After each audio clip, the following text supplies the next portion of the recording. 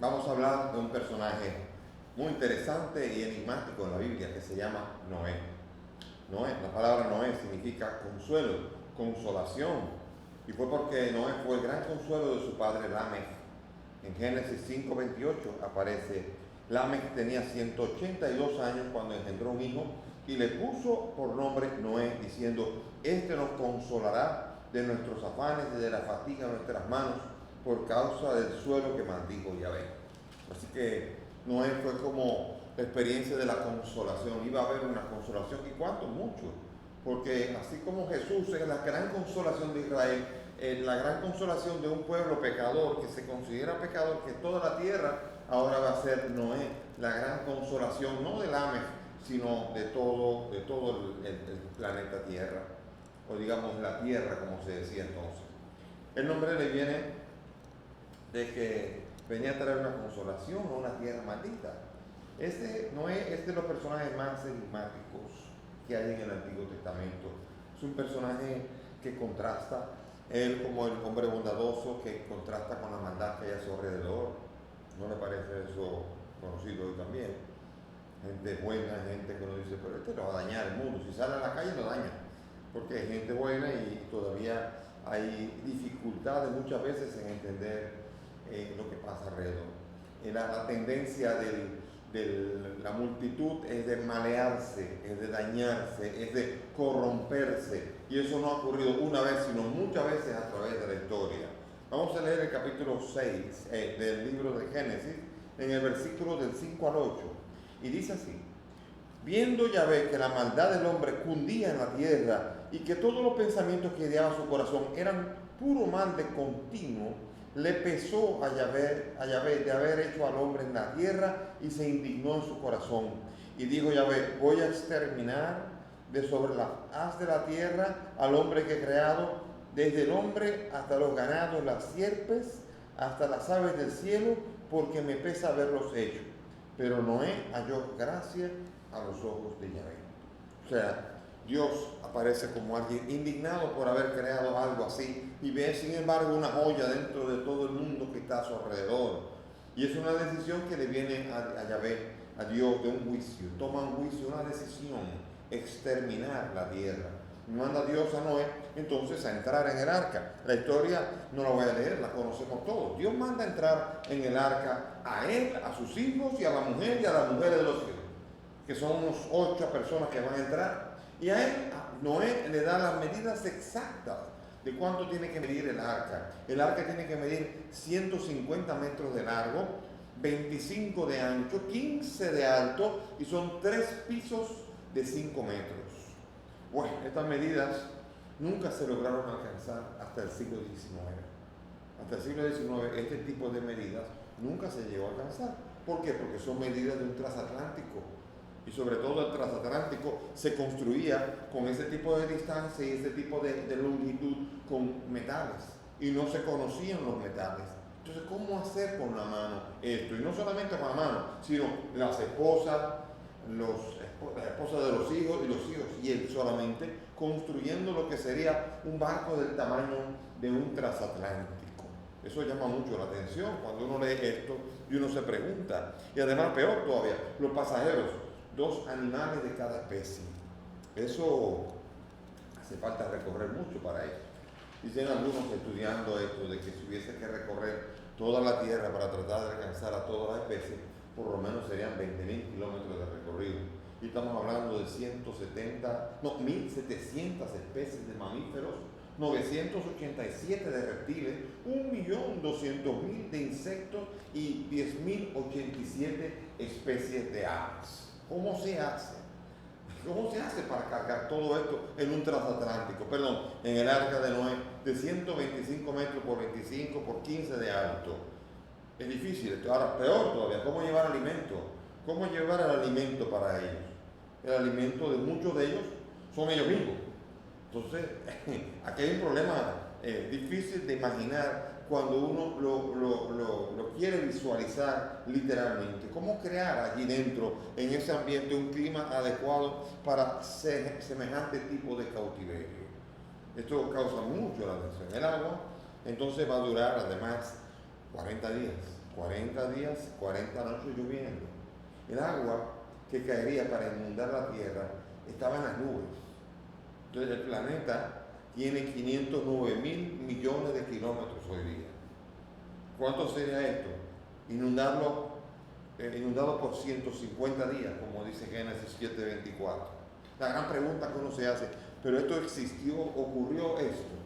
Ya aquí vuelvo otra vez, como en Adán, a decir, cuidado con las dificultades que a veces podemos llegar a decir, negar todo y poner todo. La Biblia no pretende explicar que ocurrió exactamente así. La Biblia tiene otra intención. Apunta a quizás algún hecho histórico que pudo haber ocurrido. No sería nada raro que hubiese habido una inundación, que se hubiesen tomado animales de diversas especies, y que eso no quiere decir todas las especies del mundo. No hay que suponer ahora que Noé hubiese llegado hasta Groenlandia o hasta Antártida para recoger los pingüinos y cosas por el estilo. No hay que suponer esto, hay que suponer que hubo un hecho histórico de una gran inundación, y de esto apuntan mucho los estudios geológicos, de la posibilidad de una tremenda inundación, y que en esa inundación hubiese habido una barca. Todo esto sí podría ser, porque no está narrado exactamente como una historia y tiene un enganche histórico. Ciertamente hubo algún tipo de inundación, pero ahora que conocemos la Tierra redonda, no es tan fácil concebir esto como nosotros, y esto se llamaría cometer el análisis del anacronismo. Eso quiere decir analizar la Tierra como la conocemos ahora y ridiculizar una explicación que ocurrió años atrás. Eso ocurre en muchas cosas.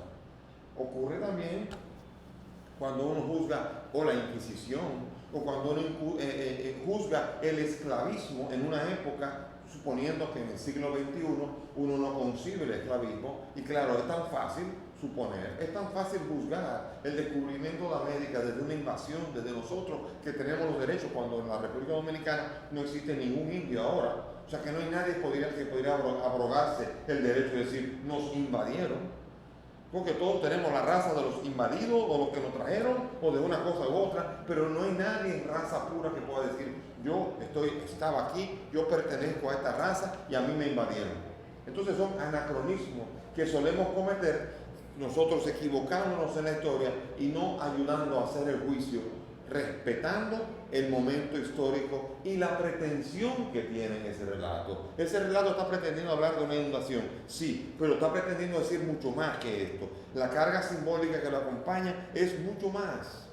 Pretende desarrollar la tesis de que las catástrofes ocurren por la maldad del ser humano.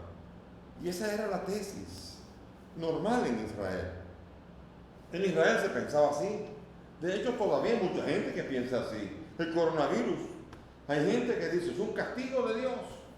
Y muchas de estas cosas nosotros las interpretamos y podemos reírnos de interpretación. Pero Israel interpretaba así, ¿y qué podemos hacer? Podemos decir, no, todo es mentira, porque esa manera de interpretar no es cierta, ni la de nosotros. La manera en cómo nosotros juzgamos los hechos hoy día, dentro de 300 años se van a reír también. Entonces, que son mentiras también.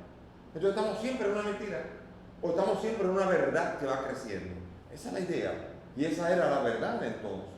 Y tenemos que tratar de interpretarla a los tiempos actuales, para que no estemos equivocándonos y pretendiendo entrar en la Biblia, que no es un libro histórico ni un libro científico, sino que es un libro de fe, y aprender a leerlo desde la óptica de la fe. Si no leemos el libro desde la óptica de la fe, nosotros estamos alejándonos de lo que el texto nos quiere decir a nosotros. Y tiramos, como decir, un niño en la bañera, un niño en su, ¿cómo se dice? En los baños, que de repente querer tirar el agua, pero con el niño también dentro, con lo más importante. O sea, una cosa es desechar las cosas que pueden ser desechables, pero quedarnos con el meollo, con el nudo del asunto, con la pulpa de la fruta y con lo que es el centro del mensaje que se nos quiere dar. Por eso esa tesis existió en Israel. Cuando hay una cosa así, ocurre por una desgracia, que también ocurrió en el tiempo de Jesús.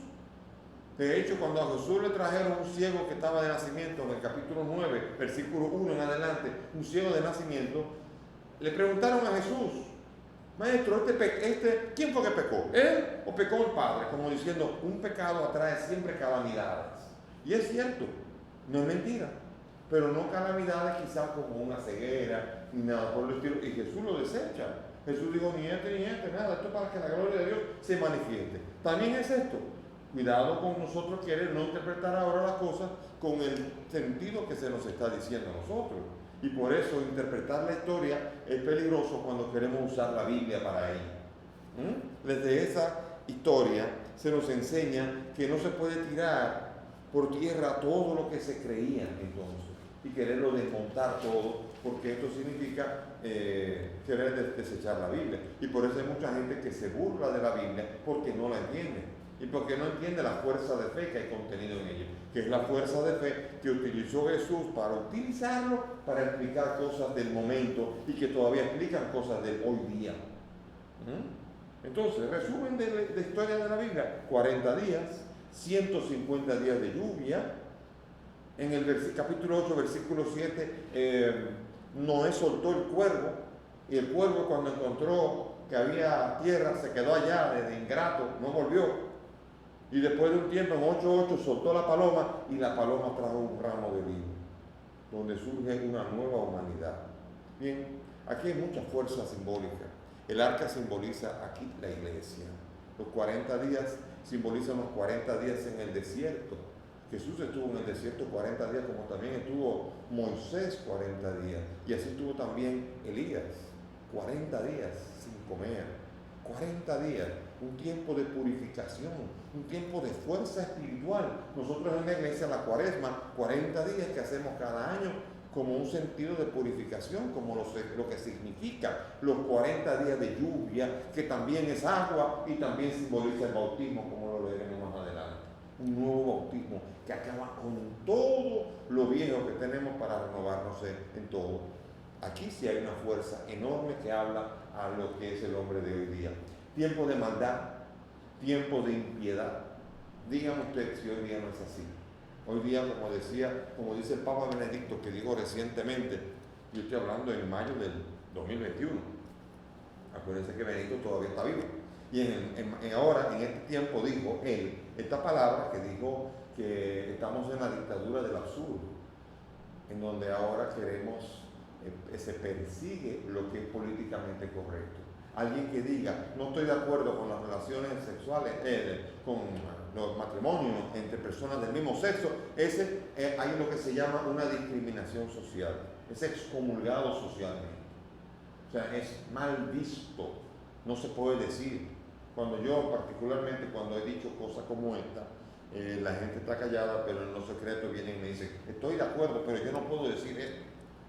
O sea que hoy día es el absurdo el que domina también, como en ese tiempo también. La paloma con el olivo simboliza aquí el Espíritu Santo, y el olivo es el aceite en la unción del Espíritu. Aquí hay toda una fuerza enorme en todo ello. Y está también presente lo que se llama la nueva humanidad. La nueva humanidad por la madera del arca. Un madero con el que fue hecho el arca y permitió una nueva humanidad. Aquí Cristo viene a traer una nueva humanidad por la madera de la cruz, por un madero desde el cual colgó. Ahora no solamente un madero para preservarse, sino un madero desde el cual entrega la vida para que también nosotros pudiésemos tenerla. Una alianza. Acuérdense que después de que terminó el diluvio hubo el arco iris, que el arco iris es el arco de la alianza. Aunque ahora la cultura gay se quiere apropiar del arco de la alianza, el arco de la alianza simboliza la promesa de Dios de que no iba a volver a castigar la tierra nunca más. Y así la alianza, la nueva alianza ahora es el pacto que establece Jesucristo con su pueblo, una nueva alianza en Cristo. Ya no volverá a haber pecado, así como no volverá a haber la lluvia que desbarata a la humanidad, tampoco va a haber el pecado que destruye a la humanidad si la humanidad se abre a ella. Por lo tanto, es una nueva alianza que ahora en Cristo ha sido prefigurada en el Noé que está trabajando para que haya la nueva humanidad, que es Cristo realmente el que viene a ejecutarla en nuestra vida. Noé en el Nuevo Testamento es citado. Por ejemplo, es citado en Mateo. Jesús mismo hace una alusión de ella cuando en Mateo 24, en el versículo 36 dice, pero de aquel día y ora. Nadie sabe, ni los ángeles del cielo, ni el Hijo del Hombre, solo el Padre. Como en los días de Noé, así será la venida del Hijo del Hombre. Porque como en los días que precedieron al diluvio, comían, bebían, tomaban mujer o marido hasta el día en que entró Noé en el arca, y no se dieron cuenta hasta que vino el diluvio y los arrastró a todos. Así también será la venida del Hijo del Hombre. Ven, así también lo hizo con Jonás, y él lo ha comparado con muchas cosas. Hoy día también compara cómo el Hijo del Hombre vendrá también y pondrá todo en juicio, todo el mundo y la humanidad, cuando venga, en el momento en que menos se esté pensado todo y la gente esté entretenida en la maldad. ¿Le parece que hoy día puede ser? No hay por qué extrañarse de que esto pueda ser. Esta alusión es muy interesante y es una alusión que nos presenta el mismo Señor. También Noé, en el libro de Hebreos, es presentado como un modelo de fe. En el capítulo 11 de Hebreos se nos presentan los diferentes héroes de la fe de Israel, y entre ellas también está presente el mismo Noé.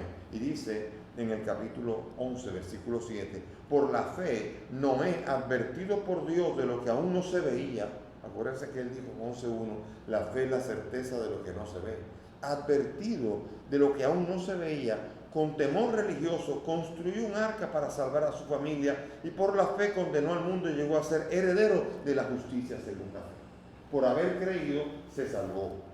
Y es lo que va a estar hablando constantemente, incluso en la carta en Hechos de los Apóstoles. Pedro en la predicación va a estar diciendo, ¿qué tenemos que hacer, Pedro? Huyan de esta generación perversa. Y hoy día también es lo mismo. El mensaje de hoy: no te dejes agarrar de la perversidad de este mundo, de los antivalores. No te dejes agarrar por ello. No te dejes agarrar. No te dejes narcotizar por el efímero placer que puede traer sentirte tú en un famoso, un poderoso o un ricachón lleno de nada, vacío en el corazón y sobre todo vacío en tu alma. También es mencionado en Primera de Pedro. En Primera de Pedro 3 nos dice a nosotros, Pedro: en otro tiempo incrédulo, cuando le esperaba la paciencia de Dios, en los días en que Noé construía el arca, en la que unos pocos, es decir, 8 personas, fueron salvados a través del agua. Y a esta corresponde ahora el bautismo que nos salva, y que no consiste en quitar la suciedad del cuerpo, sino en pedir a Dios una buena conciencia por medio de la resurrección de Cristo, una purificación de la conciencia. Y aquí Pedro está comparando el diluvio, la narración hermosa del diluvio en el capítulo 6 y siguientes de Génesis, está presentado como una prefiguración del bautismo en agua y en espíritu que viene a traer Jesús el Señor. Agua y espíritu. Es la paloma con el olivo que simboliza el aceite, en la unción del espíritu. Agua y espíritu que purifican a la humanidad entera. También se nos presenta en la primera carta, en la segunda de Pedro. En la segunda de Pedro dice: y si no perdonó al antiguo mundo, aunque preservó a Noé, heraldo de la justicia, y a otros cuando vino el diluvio sobre el mundo, sí condenó a la destrucción de ciudades como Sodoma y Gomorra, todo. O sea, aquí Dios está diciendo el acontecimiento del diluvio, más que una orientación en la historia, tiene que tener una orientación en la fe. Se tienen que poner mucho más los esfuerzos sinceros en otras cosas, porque se han puesto esfuerzos enormes en buscar el arca. Hay arqueólogos que juran que han llegado a encontrar el arca en Turquía, en cualquier sitio. Se han hecho grandes esfuerzos por encontrar el arca. Se han hecho grandes esfuerzos por buscar el lugar y el tiempo en que ocurrió esto. Y sin embargo, este es el gran error, porque el gran esfuerzo que hay que hacer es en una vida recta, en una vida viviendo la nueva humanidad desde el arcoíris de la alianza.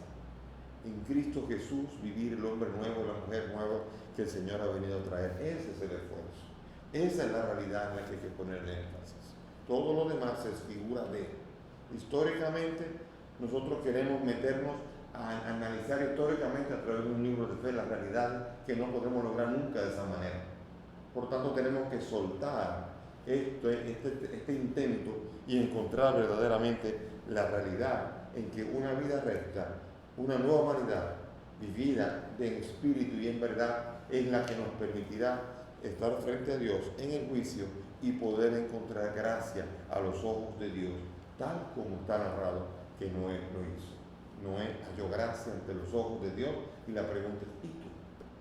¿Qué importa ahora mismo el relato? La pregunta es, ¿y tú? ¿Te sientes en gracia ante los ojos de Dios? Y si es así, cuando llegue el juicio, estarás tranquilo en tu arca interior, en donde serás protegido y vivirás para siempre. El Señor esté con ustedes. Y que la bendición de Dios Todopoderoso, Padre, Hijo y Espíritu Santo, descienda sobre ustedes y permanezca para siempre.